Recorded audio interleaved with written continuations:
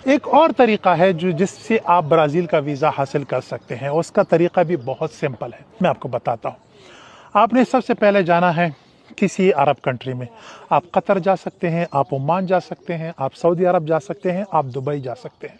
वहाँ पर आपने करना क्या है, वहाँ पर आपने बनानी है एमिरेट्स आईडी। एमिरेट्स आईडी में दुबई की बात कर रहा हूँ, बाकी सऊदी में कौन सा मतलब इकामा होता है पता नहीं, उसका मुझे नहीं पता, मुझे सिर्फ दुबई का पता है। ओमान में भी कार्ड बनता है, कतर में भी बनता है। तो वहाँ पर 1 साल 2 साल कार्ड आपने बनाना है और वहाँ पर आपने अपनी बैंक स्टेटमेंट भी बनानी है। उसमें आपने एक अच्छा खासा बैलेंस शो करना है और फिर आपने अपना वीज़ा वहीं से अप्लाई करना है। तो 99% चांस है कि आपको वहां से वीज़ा मिल जाएगा और पाकिस्तान से 99% मैं आपको यकीन दिलाता हूं कि आपका वीज़ा रिजेक्ट होगा। अभी मैं जानता हूं कि आपके जहन में एक सवाल आया होगा, या भाई इतना सारा मेहनत सिर्फ और सिर्फ ब्राज़ील के वीज़ा के लिए, क्या इतनी मेहनत हमें इस वीज़ा के लिए करनी चाहिए? क्या ब्राज़ील इतनी अहम कंट्री है? तो इसकी जवाब भी ज़रा सुनो।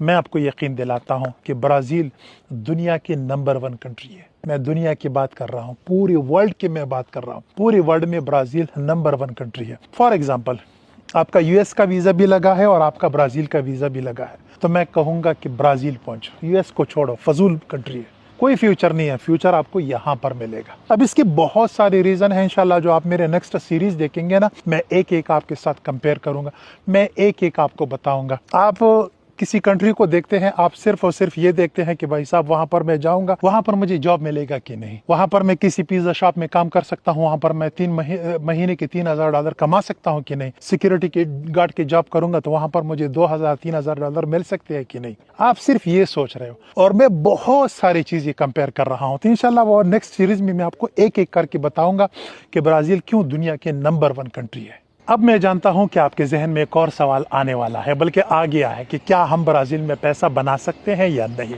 तो जाने मन मैं कुछ स्ट्रेट फॉरवर्ड बात करने वाला हूं, अगर आप बर्दाश्त कर सकते हैं और बर्दाश्त कीजिए, क्योंकि मैं आपके फ़ायदे की बात कर रहा हूं। अगर आप गधे हैं, गधे का मतलब यह है कि आपके पास कोई स्किल नहीं है, आप कुछ भी नहीं जानते, ना आप कोई कुक है, ना कोई प्लम्बर है, ना कोई बाल काट सकते हैं, ना ही है, कुछ भी नहीं है, आपको कुछ भी करना नहीं आता। तो अगर आप ब्राज़ील आते हैं, फॉर एग्जांपल मेरे पास आते हैं और मुझे कहते हैं या भाई मैं अभी पहुंचा हूं, मुझे कोई काम दे दो, तो जाहिर सी बात है भाई साहब, मेरे पास और क्या काम हो सकता है। मैं आपके हाथ में वाइपर दूंगा और आपसे कहूंगा ये फर्श है, इसको वाइपर किया करो, ये इलाका है, इसको साफ किया करो, बस, और उसकी छोटी सी तनख्वाह आपको मिलेगी। लेकिन अगर आपके पास स्किल है, आप एक अच्छे प्लम्बर है, आप एक अच्छे इलेक्ट्रीशियन है, आप एक अच्छी नाई है, बाल काट सकते हैं, आप अगर एक अच्छे कुक है, तो भाई साहब यहाँ पर फ्यूचर है और 1.5 लाख रुपए तो आप इजीली बना सकते हैं हर खर्चे के बगैर। मतलब आपका खर्चा